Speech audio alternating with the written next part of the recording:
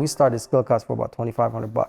Will you ever like franchise Skill Cutz? 20 years from now, there's not a place that you walk in Fargo you won't get a nice cut. Did I have something to do with coming up with the name of Skill Cutz Barbershop? And yeah, we'll get to that story. Will is successful, blah, blah, blah.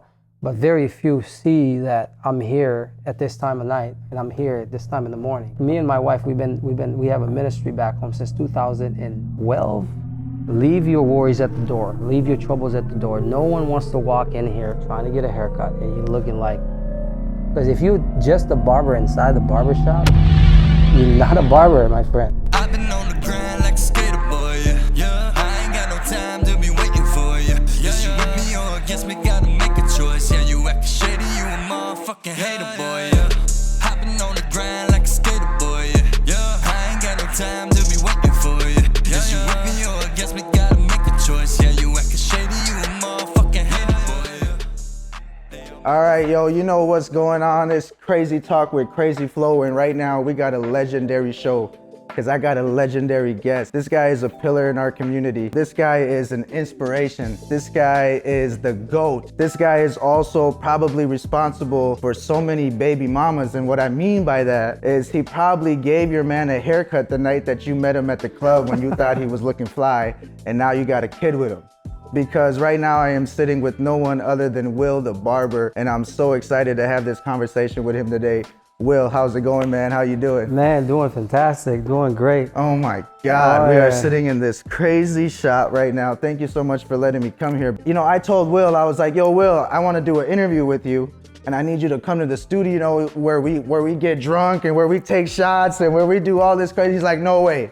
He's like, if you want to talk to me, you got to come to my environment, to mi casa, to my crib, and then to my new barber shop, man. Of course. Man, I want to start off with like why, you know, because obviously we all know Skill Cutz. Mm-hmm.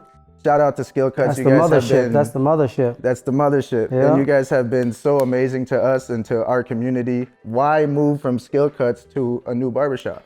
I would say not move. I look at it, you know, where I come from, I'm from Haiti, you know, and I grew up in straw roof, mud wall type of house, you know what I mean? Yeah. And I look at, you know, the sacrifice my father and mother did to bring us to the States. And it's always looking not to settle. We're passing through as we pass through in life. And I always look at how can we do better at what we do? How can we treat our clients better? How can we treat the shop better? How can we elevate our skills, elevate the game, elevate the industry? And to me, it's all about elevation. And if I got something to say to you, or if I can't elevate you, I rather don't say anything. Okay. You know, and the shop's the same thing. If I'm gonna get in it, I want to see the shop prosper, and I want to see us go to new heights. And I don't want to settle saying that we here, that's all we ever gonna do. Okay. You know what I mean? You haven't moved, so no, to make that clear. Well, it's not a move. I wouldn't call it a move. I would more calling it. I'm still owner of Skill Cutz. Right. By the way, you're still Mr. CEO, correct. The big boss, the GOAT. Let's not get it twisted. We are sitting with the GOAT here right now. Like, I can't believe this shit right now. Like, you know, like when my boys see this episode, you know how pissed they're gonna be when you didn't tell me to come through to the shop so we can see that. Like, no, I couldn't do it because like we had to keep this so like private and special, because this is very special to me. That's because I don't know if other people know this, but I'm gonna let Wil tell you guys this. But did I have something to do with coming up with the name of Skill Cutz Barbershop? You gotta go back. I gotta go back over at Calypso where I started back in 2008, actually 2007. Let's talk about that. You started at Calypso. Wait, Calypso. Like and you were working for someone else when you were at Calypso, right? Correct. It was that journey is a pretty incredible journey, because I used to be a short-time drug dealer in town. Yeah, I was gonna get there. You know. I was gonna get there, but Wil wants to go there. No, it's okay. I believe my life is an open book. If somebody, you know, my story's out there, it's not the first time me telling my story in public. So when I first seen you at Calypso, I was in middle school. That's crazy. That was in middle school. I was in middle school. I think I was in 8th. Yeah, I must have been in 8th grade, and I came through and I got a haircut and I got like a design. Yeah, on the side. Like on the side of my head. Oh yeah, just practicing. We didn't know what the heck design was, so we were just like. Because you were still good at it. You guys like it because you guys never knew what a good design was. That's true. It was like, we look at it like, looking back at some of those pictures, you gotta laugh. You're like, oh man, I messed that one up. but everybody loved it. You know? you were in jail probably when you gave me that haircut? No, actually, I was released in 2008. I was in. I got sentenced. It was 2 Class A felony. I got sentenced on. I was dealing meth in the community. It was So you were trapping. I was trapping for a short while. My boy Will was a trapper, bro. No, I'm just playing. So it's I say all glory to God for where He brought me from and where I'm at right now, and I know I give all the glory to God on that. I had to get locked up to be where I'm at. I had to. I believe if I never went to jail, I probably would never be here.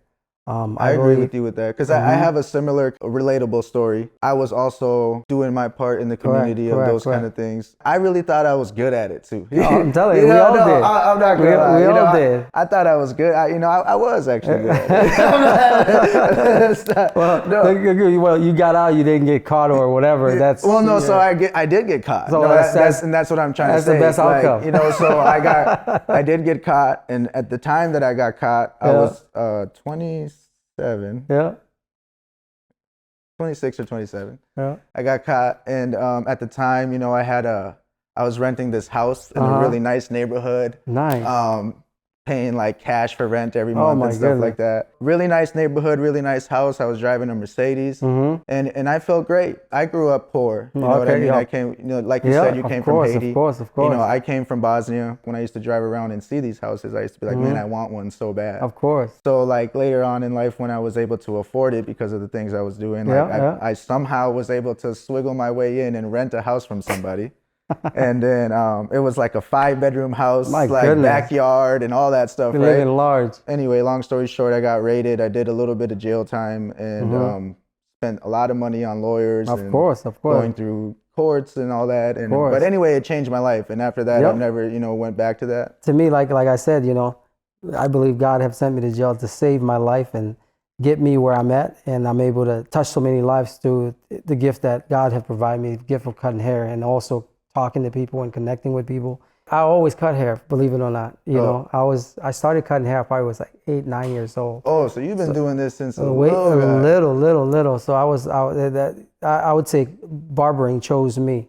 Okay. You know what I mean? Because I was always fascinated by. We're in Haiti. It's dusty. People will get a haircut once a year. Some people, you know what I mean? Once a year. And you see the transformation. It's amazing, you know what I mean? My uncles always cut, people in the community. And just watching the transformation happen, I remember I always used to be sitting there just like they used to kick me, get out of the way. Don't you see what I'm doing? It sucked me in. And I remember when I used my allowance to buy a couple razors and scissors and stuff like that. And then I was handing kids, some of my food to allow me to cut their hair, and I was just messing it up. But I was paying some food, so kids I want an extra spoon. So you were paying people to cut their hair. Correct, with food, with food, So it was. So you've always been a hustler. Of course. Yeah, because believe it or not, this guy was still working when I came in here. Of course, I've been here since. He literally washed his hands, lined himself up, and sat down, put the mic on. He was ready to go. Let's go. So you grew up struggling. Of course. Obviously, you grew up broke. Or poor. I wouldn't call it broke. Country. Broke is like you still got a house. And some food. Of course. You can be broke with a car. You don't got money to go to the club. Now you're broke. When we got to America, it's like actually my father, him and my mom, they had a split up because AJ is my half brother, Okay. But I don't know the difference. We're brothers. Right. You guys are brothers for sure. Yeah. For sure, for life. And then my father got with AJ's mom, and then had my older brother Jordan, and then I believe he went with my mom and then got married and then had my older sister and then went back to AJ's mom, had AJ and get back to my mom. And, that's how we live. He had two loves. That's how he lived. Which I relate to your pops because I have. To me, like back home, that was the norm. That's what we knew. You know what I mean? It was 1990. I believe it probably was like 1992 or something like that. They had split up, and I remember my mom just threw him out. You know what I mean? Yeah. And then he couldn't read or write, but my father's very, very smart, street smart. Yeah. And then he's telling people that he's planning to go to America. He's like, you can't write, you can't read. How you gonna make it to America? You got people that's finished with school, that's sitting here doing nothing, and you think you're gonna make it, but then no one ever believed him. Right. And until one day that he called and he made it. Right. You know what I mean? And, you know, the funny thing about a phone call, people sending, you know, it's a message that you got to send. You call, there's maybe a few people in the city that has a phone. Right. And in our town is like a small town, probably like walking, it probably take you all day, but maybe like a 2-hour car ride, hour and a half or something like that. So you would go to my town and deliver the message, and they would have to leave a message like, hey, you got to call back. This person's going to call back at this time, so be ready by the phone. Yeah. That kind of message, you So know? it's like you got to travel and Correct. go out You there gotta and wait travel by the just to phone get your message. and hope to get this phone call. Correct. So Man. that's when we find out he made it. And then by the grace of God, we made it to America in 1997. Yeah. And he got diagnosed with cancer in like 1998, the end of 1998, and passed away. Yeah, passed away in really? 2000. Oh, wow. So with bone cancer. And I say, you know, he sacrificed his life to get us here. Yeah. And can't waste that opportunity. No. For a long time that, you know, I look back, you know, at time where I could have been deported and got rescued by that, you know, and God have put me with a lot of people, met jail chaplain ministry, met a lot of people in jail, and, you know, even, it's crazy, the people that, you know, I believe God put around me to protect me not to get sent back to Haiti and also to be where I'm at today. Do you think that all came from you being on the streets selling drugs, and then you came, because like before you went to jail, did you think that you were going to be a successful barber? I never believed that. When I was cutting up, you know, before I went to school, I cut up friends and family members and stuff like that. Nobody really paid. Right. So I never thought like that I would become a barber. And, you know, I remember there was career day and there was Moeller Barber College would send people over there, you know, to recruit some of the students at Fargo North. And I remember my counselor was like, you cut hair a little bit. Why don't you go to barber college? And I'm like, nobody's going to pay me to cut their hair. Yeah. You know, that's how I always looked at it until when I was about to get sentenced, my wife was like, man, you better do something, you know, at least show the judge that you will. Because I was facing 2 Class A felonies. Right. My first really crime that I ever committed. How long did you go to jail for? 9 months. 9 months. I went for 9 months. And then when I got sentenced, I was already in barber college. Right when I was about to go to jail, my wife was telling me, like, you should go to barber college because you know how to cut hair. She was my girlfriend at the time. Yeah. And we've been dating, man, love of my life, for real. We've been dating since 2000. Now we're married now, since 2003. And wow, shout out to her. Man, love of my life, I'm That's telling you. She's like my guardian angel. How important is that to have a woman that supports you? And it can make you or break you. Yeah. I believe, you know, if you have the wrong person by your side, it can make you or break you. And my wife, she's seen me living in my car. Yeah. Bailed me out of jail. Her mom came, bailed me out of jail again. You know, when an individual's seen who you truly are and choose to stay, you know, don't break that trust. You know what I mean? And I know I've done plenty of dirt in the past. Yeah. Before we got married, you know what I mean? Yeah. Plenty of stupid stuff that I've done. But I feel like those things make me better because she showed me what love really is. That's amazing. You know? And you're lucky to have that. You know, you're lucky to be able to overcome the things that you went through. Let's be real. Like you're very successful. You're a very successful barber. I say I like you I'm live on my way. Don't you live on a golf course or something like that? Something like that. that I've never been on. Something like that. This guy said he used to live in a mud house. Oh yeah. Came to America, like that they had to wait by the phone to even get a message to be able to, like, you know. Oh yeah. Went through all this stuff. Went to jail. This is why, like, you're such an inspiration to me. And I think you're such an inspiration to a lot of people like us. Mm-mm. You know what I mean? Like, you know, I'm not going to lie, man. I sat down in your chair when I was in middle school. And then, we'll get to that story. Then I seen you open up your first ever store, which it was just like you and Brendan. Yeah, Brandon, right? Yeah, it was just two felons. Yeah, like two, because he has like, he's got a record too. And, yeah. You know, he overcame so much stuff too. And, you know, like, you guys did your thing, and then I think your third barber was it Cedric? Cedric, it is. Shout out Cedric. Yeah, Like, listen, I know the history of Skill. I came up with the name. Of course, yep. There you go. Like, and I remember, like it was yesterday. I remember he said on my chair, he's like, you know, you should open your own barbershop. You should call it Skill Wil. Skill Wil, because that's what we used to call him, like, because there was this new barber in town. Yeah. You know what I mean? Like, okay, so here's the thing. I was always the cool kid, right? Of course, always, and always stays like that too. No, but I'm just saying, no, it wasn't for a minute. Like, so I was always the cool kid growing up until I got to middle school. Like now, so when I got to middle school, like, so I come from the Ridge, right? So we're a neighborhood where it's just like public housing, you know what I mean? So it's all the poor kids, refugee kids, minority kids. So to them, I was the coolest. Of course, I was. But then when I went to middle school, there was all these new people, right? New girls, there was hockey players and shit. We don't know what hockey is. Yeah, right? yeah.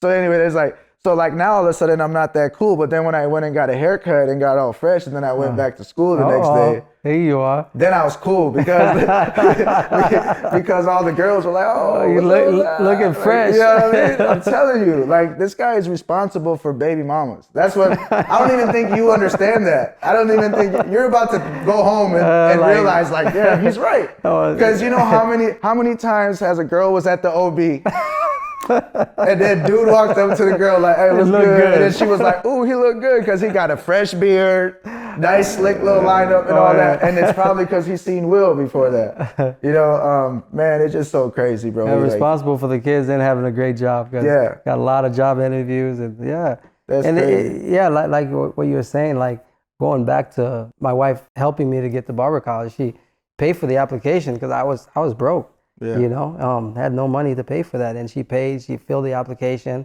I brought it in, and I remember I was sitting in class, and then I had told my teacher, you know, what I have done. I had a court date doing that day, and I haven't got sentenced yet, and I was just about to get sentenced. And then I told her, hey, I got court today. I'll be back. And then as soon as the judge called my name up, my lawyer wasn't even present. He was public defender. He probably got 1,000 cases on this plate, trying to juggle. And then they called me up. I'm looking around, where's this dude at? And he come budging in, and he's like, Your Honor, I got to talk to my clients for 1 second. Took me outside and is like, this is the best I can do. I got a plea deal for you. I'm like, you agreed to a plea deal for me? He's like, yes. I'm like, okay, then what is it? You have to go to jail today. I'm like, you have to go to jail today.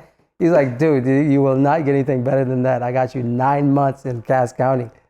I'm like, 9 months? You didn't tell me? I'm like, whatever. You know, I know I was gonna go do some time, and I didn't know how long. And then 9 months in Cass County, and the funny thing is, I was wearing an orange polo. I hope I can get that picture somewhere, that mugshot. It's like I came ready. You had braids too, did you? I had long hair. I was just growing my hair out, and then I got sentenced that day. And then thank God that they had work release, and I know they don't have that program anymore. Yeah. And it's just all these little things that was put there, lined up for you. It was lined up. Yeah. And I thank God for that. Yeah. And I got there and then started going to church. I met jail chaplain ministry. And doing that, this is while you were in jail? While I was in jail. Okay. And then I was going to school. And there was one point I didn't have a car. I'm like, dang, I can't get to school. We were living like a dorm. One of the guys in the dorm was like, man, my daughter got a little bike. And I'm like, yeah, just bring it. I'll ride that thing. It was snowy outside and cold. And I remember he brought that bike. It was a little Purple's girl's bike. I'm telling you, sidewalk, you know how the main avenue is? Yeah. The sidewalk is full of snow, so I'm just riding on the middle of the road. I'm heading from the jail to downtown, and cars are honking at me. And then my heart of heart, and I know I wanted to change because there's a lot of things that my wife been there for me, and I know I don't want to stay in that place where I was at selling drugs and all those things. And I'm like, I want a better life. And I was telling myself, I'm riding towards success. I'm riding towards success. Cars are honking, and I'm like, I'm riding towards success. I'll never forget that. Everywhere that I went, I was at the bar, I was passing out my card. And guess what my card was? There was a client that came in. He's like, I bet in the whole town, I bet I'm the only one with one of these. This is my first business card that I ever made as a barber. Barber College of Hairstyling. Correct. It was some old cards back in the 80s. Wow. That the teacher had in a big box. I crossed her name out. And then I wrote on the top, Wil Dort, 200-8974. That's still my number today. And that's one of the best gifts I ever received. That is amazing. And that's why I tell my guys, I'm like, I was out there passing these cards. Imagine you walk out, somebody hand you a card like this, say, hey, come to my barbershop. Yeah. You probably look at it like, what the heck? And you got to respect the hustle. Yeah. If somebody would do that, go this far, this person's serious. And I was serious about it. And I was serious about success. And I was serious about changing my life. Not only are you the owner of Skill Cutz, You're now the owner of, and help me say it correctly, Lax Haircare and Lounge. Haircare and Lounge, which is the only lounge. Yep, luxury lounge. Luxury. Let's keep it real. Yeah. I told Wil this the other day. At this point, if you're not getting a haircut at Lax, you know, it's just like, it's like when you go to the club, right? So you go to the club, then you got those dudes over there that just be chilling up against the wall. They got no girls. I've been You there. know what I mean? So don't lie, Wil. I heard stories. I stopped going out. I but- heard back in the day. Oh, back in the day, You was I was in they there. called you Flavor Flav. I was in there. had- I was in there. Guilty as charged. No, but then it's like, then you got the guys that are up in VIP, Yep. bottle service. Yep. They got the girls. They got the fly shit on. That's kind of like how I see Lax. You know what I mean? It's like and where it's like that VIP. correct. Like if you're not getting a haircut here, then you're really like you're really missing not out. fly. You're not fly. you're Like missing you might out. be fresh, but you're not fly. Correct. There's a difference. And the whole thing There's a difference. behind the idea is like, you know, like I believe like we have the best of both worlds. We have Skill Cutz, a lot of volume. People are talking. People come in, just conversate. And Lax is a place where you come in. You know, that's where the name come from. The I was gonna Lax say, is that what it short comes- for? Lax is- It's short for relax. Yeah. And it's where you just come in. You just want to just chill out. Yeah. Have a good conversation with your barber. You know, where it's not very loud. And it's like I said, it's both is best of both worlds. Right. I believe I own best of both worlds. Absolutely. And where you can come in early, you can have a glass of wine, stay a little bit later, have a glass of wine, just come. And for me, I always want to have like intimate conversation with my clients. You know what I mean? And I find in an environment like this, it's easier to have a really, really heart-to-heart conversation with your client. Because Right. a lot of time, you know, people are having very, very heavy stuff going on. You don't know. You know what I mean? When it's a beat, everybody's, you know, and it's a good thing. Right. But here it's like you can really have a heart-to-heart conversation with your client and really find out who they are and what's going on in their life. And I feel like that's the touching part, where you can literally touch somebody's life. And as barbers, we're counselors. We're you know. No, and that's definitely a question I had for you too. So many people have sat in your chair. I'm sure you've had some super crazy conversations. Not even crazy, but just right. You hear a lot. I don't even know what the word could be anything. Beautiful conversations. Oh yeah, beautiful, and you know. And then maybe even some scary stuff. Maybe someone has like told you I've been thinking about committing suicide or something. Crazy lately. stuff. Like, You hear crazy stuff, and then you know you hear stuff like, you know, from that to like, you know, just got a promotion, or or you know, to the best news correct, ever. or I just got engaged, or I just had a baby. You got it all. Yeah, like you know everyone, like what everyone's doing. all Correct. day, huh? Because like they sit in your chair and you're like, so what you got going on today? And he's like, hey man, I'm about to go.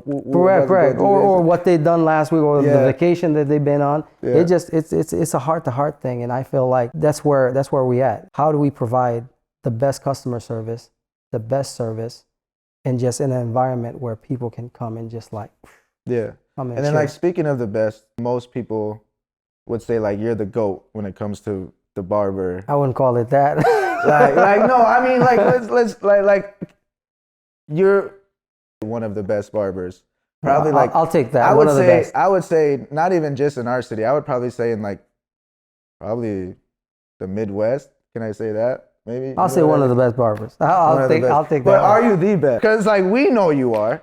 Like, you know, and that's like you know, that's why we're here to give you your flowers, because like you started the wave. You know, you are the Jay-Z of barbering. Like, you know what I'm saying? Like you really are, bro. And like Brendan could be Eminem. I'll say it like this. Oh, go ahead. Hold on. Yeah, go ahead. But then I know you wanna. since I said Brendan could be Eminem, like it's always, I feel like it's like, okay, who is the best? Is it Wil or is it Brendan? Who is it? I would let the people decide. Brendan? I would always let the people decide. And he's doing fantastic. Okay, and we're doing okay. Let's put it like this. All right, there is no people. Right? There's a person. There's a person with a f***ed up haircut. And then we got Wil, and then we got Brendan, and then the thing is like this needs to be the best haircut in the world, or else the world ends. Who's cutting that guy's hair? I'll choose me any day. But I'm just like, everybody would choose. I believe everybody would. Brandon would say the same thing. Yeah. But I'm just saying, like, because Brendan is a great. He's unbelievable. Yeah. And you know the crazy part is like, talk about best barbers. We got some barbers at Skill Cutz that can cut some hair. Yeah. And my thing is like. But it's just like the Lakers. Like there's a lot of players on the team that can play. Correct. But they're not LeBron. You asked me who's the best fader? Kenny. Kenny is the best fader. Mm-hmm. So. But so when it comes to barbering, is it kind of like a sport, like where every barber has better talents in certain areas? I look at it, you know, you got a player that can cross somebody over, that can pass really good, that's really fast, that's very athletic. There's all types of attribute to what makes you a great barber. Right. You know, and it's not just ends with the skills. You gotta go through, you know, with customer service. You gotta go customer relationship. All those things have to line up, and because you could cut some great hair and you might not have a lot of clients. Okay. You know, like I've been here since 5:30 in the morning. Right. And my last client that was on my seat was like 9 p.m. This man was cutting hair at 9:30 p.m. when I walked Correct. here. And then I got to be back at like 5 a.m. And my thing is like, I got the crazy days are Thursday, Fridays. That's my wife say, go get them. Yeah. And my alarm goes off at like 4 a.m., 3:30 a.m. sometime, you know what I mean? If I got to be here at 5 a.m., it's go get them time. And I've been doing 6 days a week for a long time. I enjoy doing what I'm doing. Otherwise, I wouldn't be doing it. Haircuts, like, let's keep it real, at the end of the day, they've gotten expensive. Of course. Like, I remember I used to be able to get my whole haircut for $20. Correct. But what made it go from like 20 to 30 and then 40 and then 50 and then 50, now, correct. You know. If you want a great haircut, you cannot rush it. Right.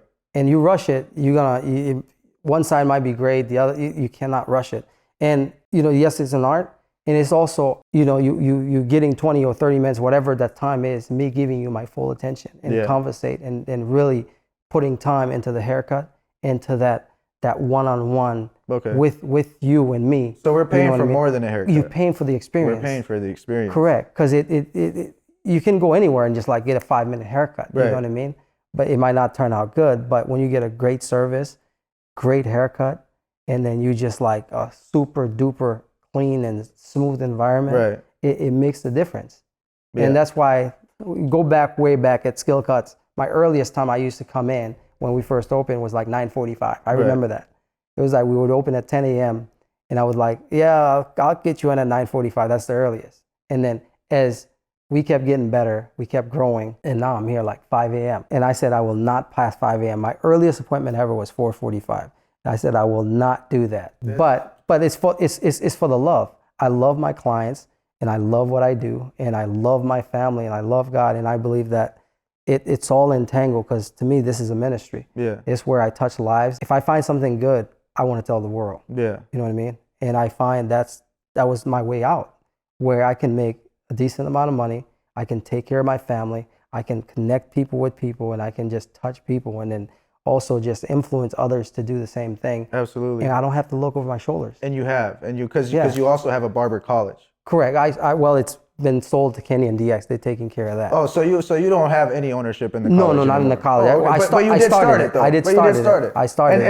And that's even more amazing, because you started something great, and then we're able to hand it off to somebody else. Correct. And to me, that's the thing, you know, just like, and I believe we all working for a legacy, you know what I mean? Yeah. And what did you do with the life that you were given? Exactly. You know what I mean? Who did you impact? What did you do with it? Because in the end, we're gonna look back. It's not gonna be how much money you died with. It's how many lives did you touch? How many people that you influenced, that you helped change their life? And to me, I always look at, if I can't pour something in you, I'm not gonna be the one that draws something out, like you know, take something away from you, that, you know, like one of your possession or whatever. You know, I'm not there to take. I'm there to, like, how can I give you part of me? If you have nothing to offer to them, you're not going to waste their time. Correct. And that's why I'm very grateful of, like, everybody that came around me and supported me. You know, like, we started Skill Cutz. Me and Brandon, we were both two felons looking for a place to rent. Mm-hmm. and nobody's renting the felons. And me and him, we didn't have money to start Skill Cutz. It was a teacher of mine, Mr. Haiti, that when I got out of jail, I had purchased a car from him and I didn't have any money. And then his partner was telling him, no, don't, if you give him that car, he'll never pay you back, blah, blah, blah. And then sure enough, he's like, Wil, I trust you. I'm going to give you this car and I believe you will pay me. You will make payment all the time. And I did that. And I showed that I could be trusted with little. Yeah. And when it was time to start Skill Cutz, I went back to him and I'm like, Mr. Haiti, I gotta give you this car back, or gotta sell you this car. And he asked me, how you gonna go to work? And I like, well, I rode my bike to school before. I'll do the same thing. Yeah. And when he heard that I was trying to start my own business, I'm willing to walk to work or ride a bike to work. And he's like, no, I'm gonna borrow you this money. He gave me $2,500. He borrowed me to start Skill Cutz. We started Skill Cutz for about $2,500. With $2,500 Correct. you Correct. started Skill Cutz. Yeah.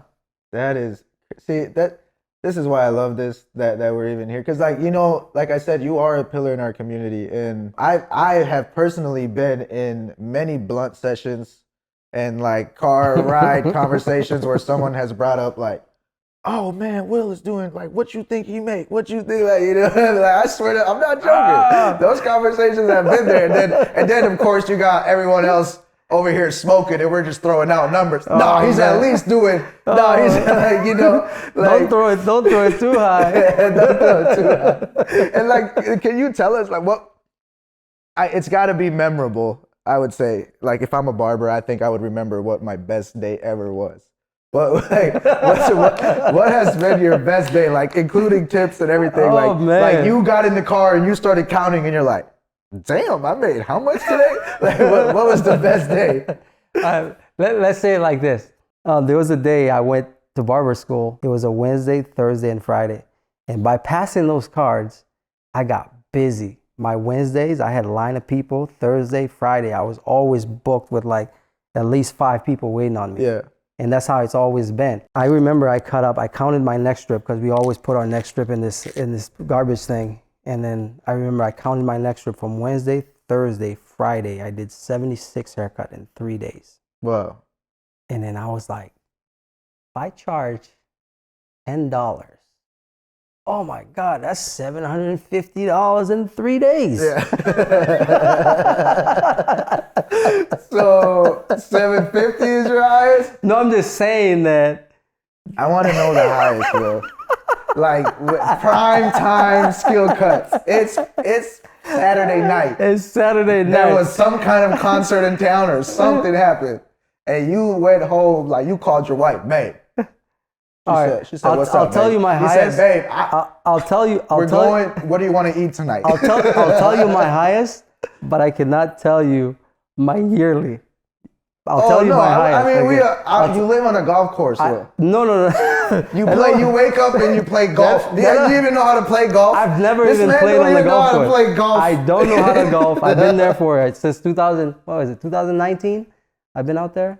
No, 2018. My wife and I built the house over there. You built it from scratch, right? Brand new, everything. From scratch. You guys were able to design it yourself and all that. I take no responsibility. I mean, your wife was able to design it. Even this place, there probably be some dumbbells somewhere. Hey, don't let me design. Actually, so my wife and Nick, yeah. And that's another, like I said, I know Wil, like, you know what I mean? I've known this guy for so long. I was like, you gotta know, I'm fly, I'm cool. Mm-hmm. So even when I was a youngin', I was in the barbershop every week and a half. You know what I mean? I'm in there.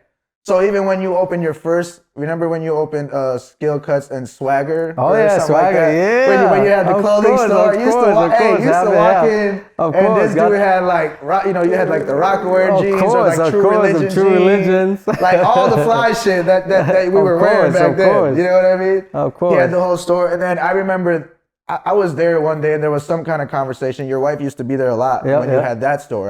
She was helping you run it. She was definitely a big part of it because, she went to school for that, you know what I mean? This place is mainly designed by Nicktunheim. I don't think we would be where we at from COVID and now if he didn't step in.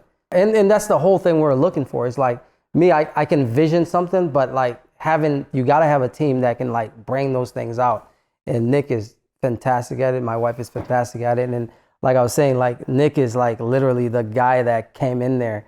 Like we're barbers, we cut hair. Right. You know what I mean? Yeah, I feel you. The business part is like, that's difficult. People are like, oh, I want some business advice. I'm like, I can give you some haircutting advice, you know, but the business part is you know, I do my best. It's all trial and error. Yeah, same with like this whole podcast thing that I'm doing. Like, I'm not even like a podcast guy, man. Like, I'm a rapper. You know what I mean? Like, and every time I do a show, I feel like, you know, my team will be like, hey, you know, what are you doing? Like, we gotta do this. You know, we gotta set up the camera. Like, and I'll be like, hey, man, like, I don't know what the we doing here. I'm just a rapper. Like, you just turn the camera on, and then I'll just talk my shit. Like, cause that's what I do. Yeah. You know what I mean? And then like, so you also have a bar and a lounge back here. Correct. And what made you do that? Like, cause I feel like that's genius. And the funny thing is, I don't even drink. Yeah, I know. That's what I'm saying. Like, I haven't drank since like 2011. Yeah. But it goes with the vibe. You know what I mean? You can come early, just relax. And we don't serve hard liquor. It's beer, wine, and then champagne. Yeah. Just keep it chill, keep it mellow. We're not a place where we're not taking the champagne. I don't even know what that is. That's champagne. That's how you know that you spell champagne with the G. Okay, there you go. Like yeah, I'm out of the loop. With the champagne. So you got to be a client of Lax or client of Skill Cutz. You can't just walk from the street, just be like, hey, I'm just gonna come have a drink. Because it's not like a bar where you come in, you can have a couple drinks and come early, still a bit later. Yeah. You know, that's cool. And then we about to book it for private parties. Correct. Private parties, it could be like you get married, for example. You want to bring all your groomsmen. They can come in.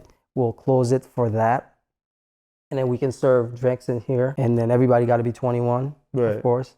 And then you have your event. You know what I mean? You get some great haircuts, get some great service, and then you can have your bottles, how many bottles you want, and then. That's actually really crazy. So like even if like, because you know I was involved in a wedding recently. I haven't been to like an American wedding before, you know? Mm-hmm. So I was involved in one where I was one of what do you call it, groomsmen? Yeah. Something like that? Yeah, groomsmen. I was one of the groomsmen, right? So like, I remember it's like everybody, like all the other guys like needed a haircut and they all like met up somewhere to get a haircut and they all all like met up to get ready together and then it's kind of like a little party vibe, right? Because it's all the guys. Correct. So that would that be something you would do, like where they could come here before the wedding? Correct, before the wedding and come just kind of vibe out. Correct. You know, and then also I want to invite some business folks around town too. You know, you can have a great business meeting if you want to have some business, or you want to bring your coworkers or some of your employees in here, get some great haircuts, and then, you know, just relax. You know, I want to do a key fob on this door. Ultimately, when we fully book, I think it's just members only. You know, and if you a new client, we'll probably send you like a code or something like that. Right. But ultimately, I want it to be very exclusive. And that's the goal. I mean, can we check it out? Can we go to the bar? Because like, I mean, we keep talking about this bar, and I bet everyone wants to be like, where the bar at? Of course. Because right now they're probably only seeing this. You know of course, I mean? yeah. We can do a small tour, however you guys want. Yeah, I mean, let's go chill at the bar. Yeah, let's go. Let's go.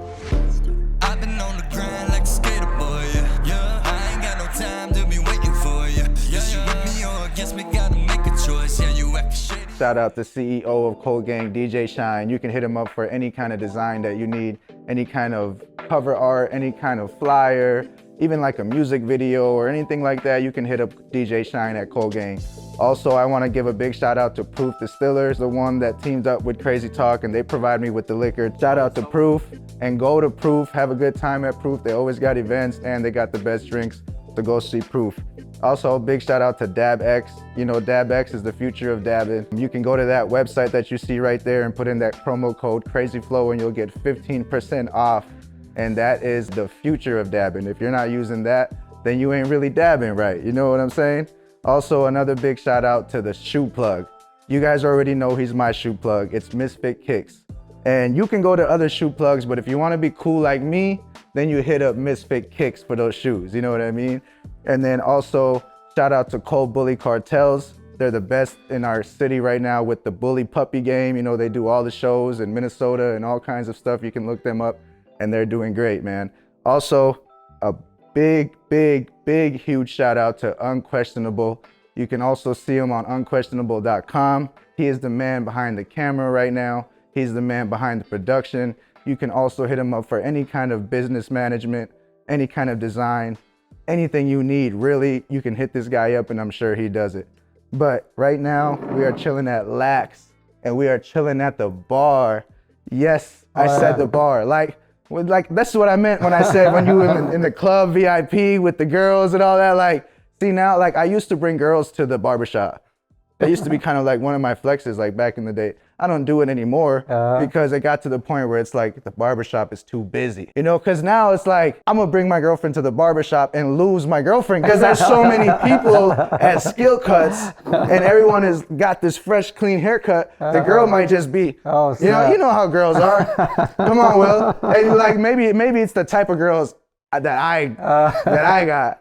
But whenever I brought a girl to the barbershop, like a week later, they break up with me. Oh, no. So I stopped doing that. But now I might be able to do it again. Yeah, bring you know what I mean? Because now I can be like, hey, I got to go get a lineup real quick. Mm-hmm. There's actually a bar back there that you can go have a drink while I'm getting this haircut so you don't got to sit in between a chair with 50 other people, right? Yeah. And that's kind of like the vibe that you're trying to give people. Oh, yeah. This is a craft soda, too, that you sell. Of course. Craft soda. And it's a green apple. I don't know how Wil knew that I like green apple. Oh boy. What do you know? This is what he gave me, man. This is so fire. I love the vibe. I love it, man. Congratulations to you. Thank you. Congrats on all of your success. This guy goes from like you were here, for example, today. Yeah. You were here at 5:30 a.m. Mm-hmm. I pulled up at about 8:30ish, and I'm looking through the window, and this guy's just cutting hair. Still going at it. 9 o'clock hit. My boy Ishan was like, hey, should we go in there? I'm like, you see the man is still cutting hair. I didn't know you guys were sitting out there. Yeah. Well, you know, we had to get prepared. Correct. It takes us some time. You know, you work so hard, you cut hair every day, all day. Do you ever get tired of it, bro? Not cutting hair, you know. Just the overall work, just the waking up every day.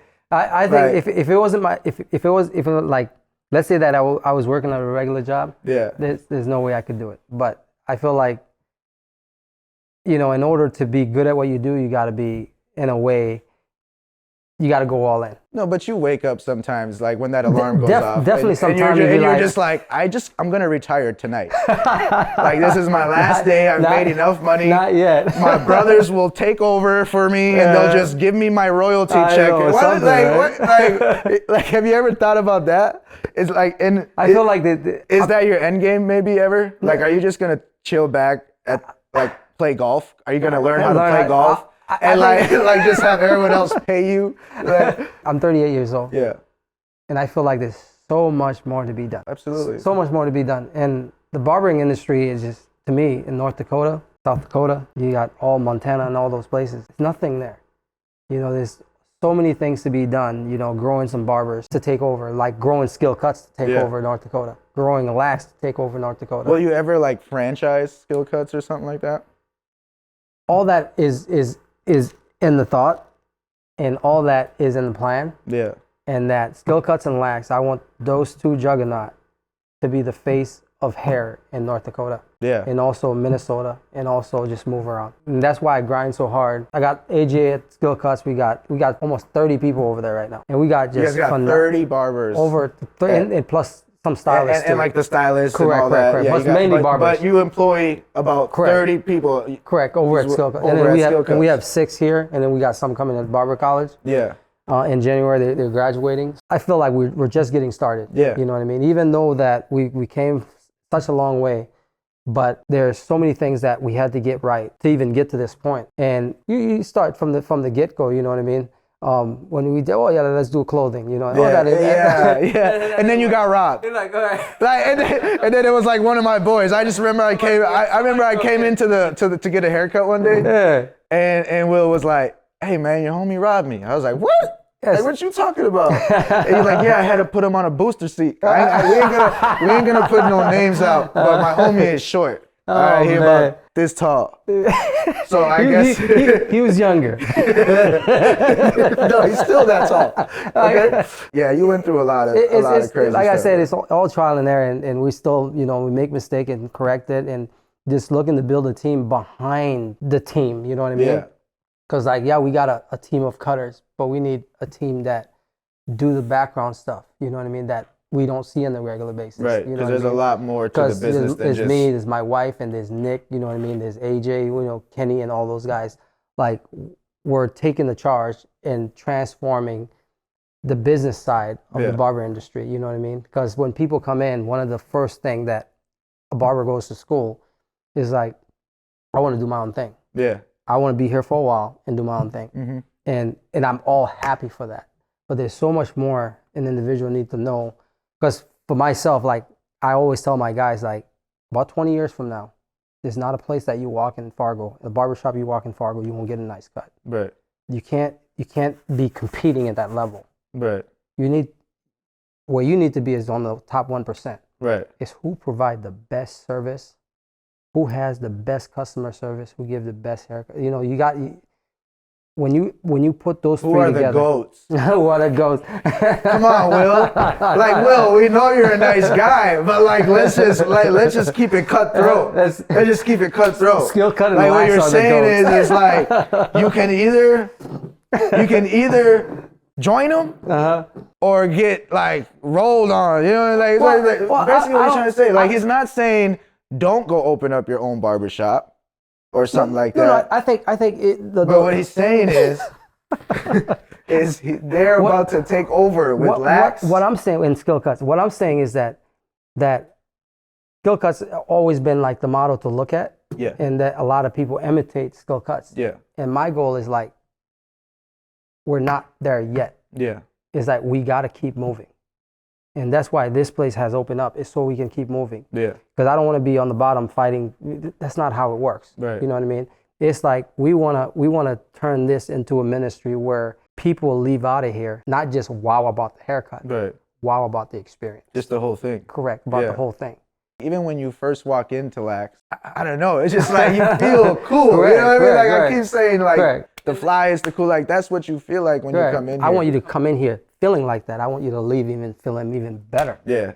Because you come in, it's great, but when you leave, do you still have that same feeling? Yeah. And to me, I want to capture the feeling coming in, the feeling sitting on the seat, and the feeling leaving. Yeah. And you go out and tell the world that there's this new thing in town, Lax and Skill Cutz. Right. That is doing things that we've never seen before. Yeah, And to me, that's the goal. And then it can turn to, because I feel like there's two different guys. I feel like there's guys that love to go to the barbershop and get a haircut. Correct. And stuff like that. But there's also a lot of men out there that are so, just busy. Correct. They're working, they're doing this. Correct. Where it's almost like it's a task, like Correct, it's a correct. chore. Correct, You know what I correct. mean? It's like, And I gotta go get a haircut now, and I gotta Correct. go, But like maybe what you're giving us, I feel like is gonna probably turn into more of that guy being like, okay, let me go to Lax. Of course.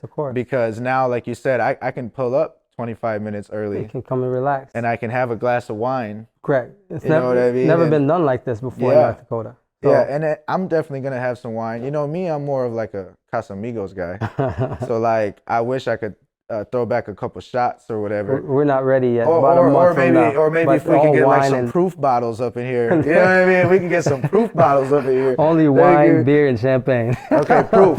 We need to make some wine. And well, actually, There I you think go. proof might have some beer. I'm not sure. You never know. They You didn't never give me know. none. Hey, proof, if you got some beer, I need a package of the beer too. So this is all a soft opening right Yeah. now. So Okay, when the cool. grand opening happened, we are inviting the whole town. Yeah. And this place is not big enough to hold the people that we want. Yeah. We want to get. I was in there. gonna say, like, it's not big enough because like No, I feel it's not. It's not. I see it, like, because I've seen from where you've started, right? I've seen from the small shop you had on 25th Street, and then on the corner there, Correct. and then you moved to the strip mall. We just kept on getting in bigger. the middle of 25th Street, and then like Yep. We started out to with this big huge thing, and then Right. now you like. But what I'm saying is everything you've ever done has became successful because you're obviously good at what you do. we So we this work hard place, at I'm it. telling you, man, you're gonna need some more seats up in here, man. Oh yeah. Like the bar's gonna be filled And, up. and a concept like this is not a concept of like 20-something seats. Yeah. Is lean. The max I would want, not in here because this is maximum. It would be like 10 chairs at the max, because you don't want it too big. Right. Something like this, you don't want it too big. But definitely. But it's gonna be it the is place to be. Correct. It's gonna be the place to be.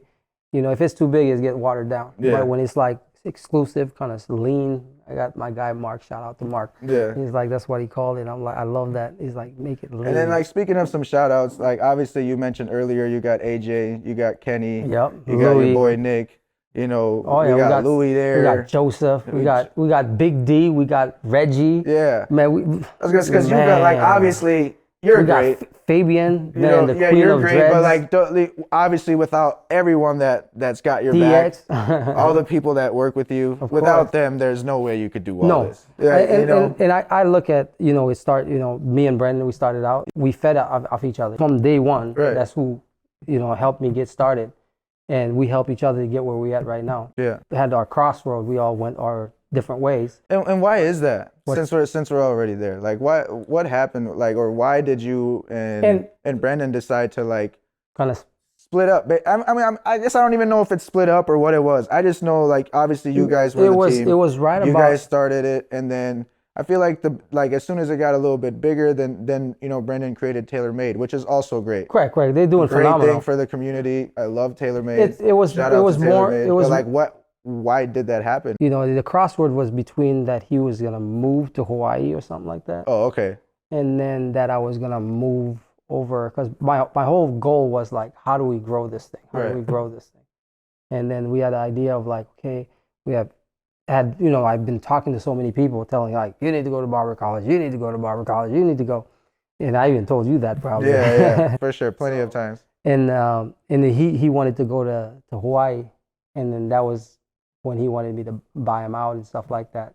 And then that's when he ended up going. That's when I got that spot on 32nd Avenue where the old cutting edge jewelry used to be at. Oh, okay, so I yeah, took yeah. over that unit and we put 18 chairs in there. That's when I started Skill Cutz Barber College in that spot. In that same spot. Yeah. And it was a great idea. I talked to the board and they loved it. But once we got that thing going, oh man, I think they probably got 1,000 phone calls. Like, it's never been done before. Yeah. And they are so scared, and not the board, but just people in town that had barbershops, and then seeing the growth, and then seeing that something like that's never been done, a barber college within a barbershop. So people I have 18 chairs. Yeah. People that had like 3-4 chairs talking about, I want to do a school. I got an extra chair that I could put a student in. Yeah. I'm like, it's not even that, because the goal was that you learn so much more when you have guys that have experience cutting next to someone with no experience. They can look over. Right. And I believe one of the reasons like a lot of our barbers are so good is because that they had that experience, that they were cutting next to us. So naturally, like in a barber college, it's not like that. No, in the You barber don't have college, like a guy that's been cutting hair. well, sitting you have there, you have the teacher that's been cutting, Right. but he's not cutting alongside with you. Right. If I'm cutting alongside with you, I can catch up faster than I'm cutting and you correct it. Right. You know what I mean? So that's where you kind of changed the Correct. narrative I and wanted you to changed change. the game. I wanted to change the whole game. Yeah. But with the phone calls that they were getting, and we had to split it up. They called me up like, "You got to split it up." And then I'm grateful that they allow that, but it kind of hurt us in the same place. Now Yeah. we used to pay one rent. Now we got to split it up. Yeah. But during that time, we had a pretty big graduating class, and then with all the barbers that we had already, and we needed a bigger place. Yeah. And that's when we came in here, next door over, So that's kind of the reason why Correct. The big the kahuna, big boys, the mothership. like you said, the mothership's The gonna cut something mothership. up. It's all because of that. Correct. That's why we got 26 So it was chairs in there. kind of bad news at Correct. first, but it came out to be, I think, a good but thing. I feel like that's always been my story. You know what I Yeah. mean? Like the first place me and Brandon rent on Main Avenue, it was just me and him. We only have like 3 parking spots. Yeah. And then when we add SETI, we added AJ. Now we don't have any more parking spots. Yeah. And then if we add our customers that are coming in, and our customers was parking in some of the neighbors' parking spots, and they were mad. The landlord came up to us, is like, and then we got our lawyers involved in all that too, because she's like, you can't stay here. We're not evicting you, but yes, you are. Yeah. You're telling me that you're about to break my lease, but you'll give me a good recommendation. Yeah. And then you send 2 felons out there to go look for a new place. Yeah. Yeah. Thank Go have fun. And Correct. Good luck. So that's always been, I feel like that's always been my journey. It's like a push to grow, a push to trust. And I believe I push to trust in God, and a push to like this is not your destination. Yeah. And that's the same thing with the college when the split. This is not your destination. Right. And that's why the reason we move over, this is not your destination. Everything happens for a reason. Correct. It's not Absolutely. your destination. I'm still owner over there, and I'm still working over there. I'm still behind the scene, just helping out with everything over there. It's just like, we're not there yet. Yeah, even like it's like bad. Even like when things happen to you that you think are bad that day. Oh yeah. Something like a different door opens up later on, and you're like, oh, that's crazy. It makes perfect sense. Yeah, because like I honestly just like 2 weeks ago, I was really trying to land this new job because right now I'm not really in the business that I was in, so I'm trying to get this good job, and they hired me, but then they're checking the background, and I'm like, like okay, I'm like this can either go good or bad. And anyway, long story short, it was like a long process. You know, they ran my background was bad. They liked me so much that they were like, we usually don't do this, but can you come and like have a meeting with us and just like talk to us about your background before we make this decision? I said, absolutely. I went there, gave him the best story you could ever imagine. And I still didn't get the job. And I was like, man, like it killed me, bro. Cause I was like I tried so hard to get this damn job. And now I got this background and I can't get it. Well, anyway, long story short, like less than 48 hours later, I got offered a different job, even a better job than the one that I was trying so hard to get, you know what I mean? And their process took 2 days and I'm in there, you know what I mean? And everything's good to go. So it's like, yeah, like everything happens for a reason for sure, man.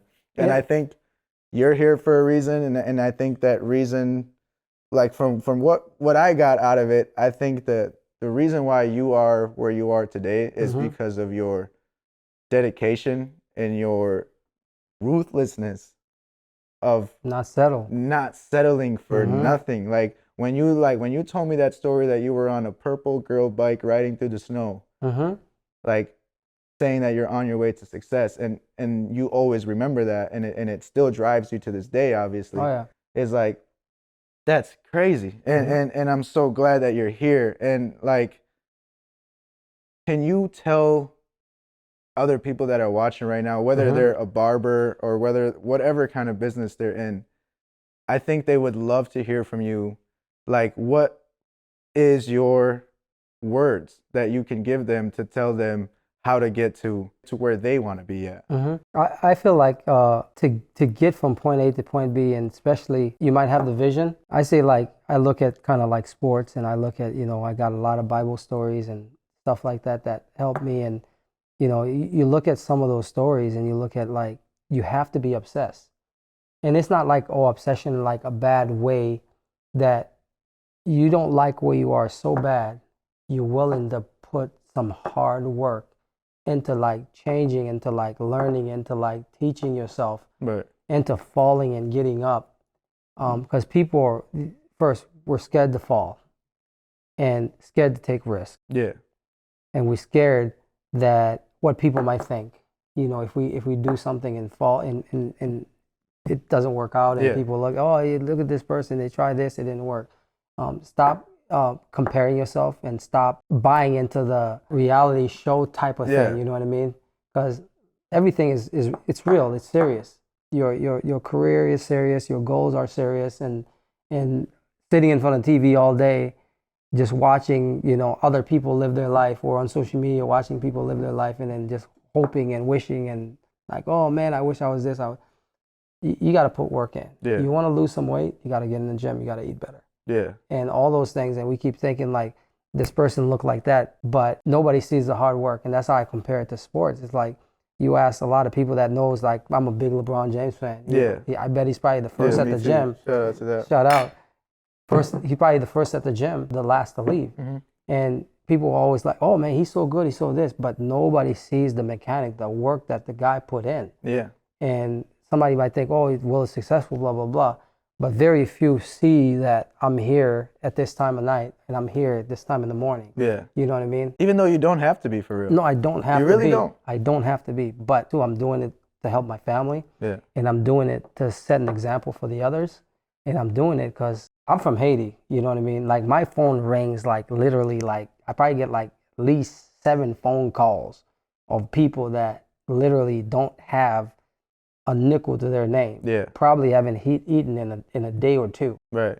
You know what I mean? I have that burden also, that why I grind and why I do what I do. And some people are like, well, you worked on. Me and my wife, we have a ministry back home since 2012. Yeah. And we've been helping back home. I've been helping back home ever since I got out of jail. Wow. Shout out to you. And to me, that's not or you pat yourself in the back. It's like we all have a responsibility. For who much has been giving, much is required. Yeah. And if you've been giving anything, that you're required to help somebody else with it. Because Right. whatever I have is not just, so I can just show off or whatever. Is to bring somebody else along with us. And that's why my team here, we got Jasmine, we got Palawan, we got Salar, we got Nana, and we got Bethany, and then we got Ashley, our concierge. Yeah. And Shout it's out to just, them. yeah, shout out. And to me, how can I show love to these individuals? How can we build them to love each other here, to love our customers, and Yeah. to take this thing to the next level? And I want to make them six-figure earners also. Yeah, yeah. You know what I mean? And that's the goal. And what can You know? what can a barber do? You know, because I'm sure a lot of upcoming barbers are gonna watch this. Mm-hmm. And like you said, there's probably a lot of good barbers. I think you mentioned earlier there's good barbers that people don't even know about because they don't have a lot of clients or you said something like that. Correct. What can a barber do right now that maybe you did in your career, like coming up Correct. to get a lot of clients and to get people to sit in their chair and trust them? You know what I mean? I always say this: no one can compete with the best you, because there's only one you. Right. And there's people that love the best you more than anybody else out there. Yeah. If you can show up, you be the best you. Leave your worries at the door. Leave your troubles at the door. No one wants to walk in here trying to get a haircut and you're looking like Right. why is this burden coming Yeah. to add to my burden? Yeah. You know what I mean? You're Yeah. here to serve. That's all we here. We're here to serve each other. Yeah. And if we could be the best servant to the people that are coming in here, there's no way that our chairs are not filled. Yeah. Because if we operating at our best, we get the best result. And if we operating at our worst, we're gonna get a terrible result. Yeah. So you're saying basically the work is what brings in Correct. And the work brings in the to be a busy barber. to be a busy barber. You just gotta be Mhm. just be great. Like you know what I mean? Like it's you're more- saying the work speaks for itself. 'Cause, Correct. like I mean, like how does a person even like even show that work? How do people get to know that like, hey, this guy is one of the best barbers in town right now? Just for an example, you could be a terrible barber, right?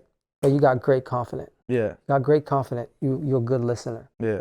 The person comes in, they sit down at your chair, and you find out about the person. There's people that wants to come in, they just want a haircut. Yeah. You need to learn those things, and that's stuff that I teaching my team. You know, you need to read people, you need to ask them how they're doing, and just kind of read them. Is that a person that likes to conversate? What they like. When you find and you understand what the client that's sitting on your chair, what they like, a lot of time the result of the haircut is not what keeps them. Is that they have met somebody that care for them. And everybody's searching for something. Yeah. Everyone is searching. Yeah. See, for me, you're my barber. Yep. I've gone other places and Mhm. stuff like that, but ultimately you've been my barber Long time. for many years. Correct. And the reason why I like to sit in your chair is because I feel like you just understand me. Correct. And any other barber that I sit down with, it's because they understand me. Mhm. I went to, shout out to one of your old barbers, Tyler. Mhm. That's my boy. Hey, shout out to Tyler, one of the best barbers for real. Let's not forget that. And he's fast. White boy's fast. All right. But anyway, like he was my barber for a minute. He gave me a great haircut. It wasn't what you give me, but I didn't care about that. Like he still understood me. Mhm. I could sit there and be so picky with Tyler Mhm. and he'll laugh about it and Mhm. make me feel good and Correct, keep it going. correct. And then I've sat down, like when I've tried a different barber, for example, like say they don't do my beard the way I like it. Mhm. If I have to tell them more than 2 or 3 times how Correct. to redo it, I can tell by their energy if they're Mhm. getting annoyed of me or not. Correct. You know what I mean? And that's the thing that, as a barber, you can't be reacting Yeah. to a unhappy client with negative energy. You have to be always the one that's like, oh yeah, you even though sometimes you probably do it right and whatever, you just like, you gotta understand the person. You need to understand. Sometimes they just want to vent for a little bit. Just allow them to vent, allow them to speak without just coming in, putting a fence of defense. As soon as you put that fence up, you ready, it's over. You lose that client. And you need to understand people. And the more you can understand people, the more clients you'll have. And get out there, promote yourself. Yeah. Because if you're just a barber inside the barbershop, you're not a barber, my friend. You need, wherever you go to the gym, you're a barber. That's what you do. Right. Promote yourself. Right. You at church or wherever. It's just like being a rapper. My brother's a barber. I told him the same thing. I'm like, look, man, your thing is nothing different than my thing. I'm like, you gotta market yourself like you a rapper, bro. Like everywhere you go, you gotta talk about yourself and say this is what you do, and like you say, here's my card and here's that. Let me ask you one last question. Is that okay? Yeah, for sure. So back in like 2000, I want to say like 17, maybe 16 or something like that. I think you pushed my hairline back, bro. Maybe I did. Like, do you think that's what you did to me? Because I got no hair. Like my hairline is f***ed up. Anybody who knows me, like it's f***ed up, bro. Like I'm like, you know how bad it is. Like I'm insecure. Like I even when no one's around. Like say I'm in the house by myself. Who would care, right? Hat off, whatever. You don't care. No one's even watching you. I still care. Correct. 100%. Like I'm by myself in my house, I will still put my hat on 100%. or a do-rag on or something like that. You know, this because I feel like, okay, Wil, you're the GOAT. You're the best barber. Even the GOAT make mistakes. You're right? the best barber, but you made a mistake, man. I probably have. I want you to admit it right here on camera. Did you or did you not push my hairline back? I in the day? I might have, but we got to go back to his family line. No one in my family has that, man. No. He might be the one that started this trend. Yeah.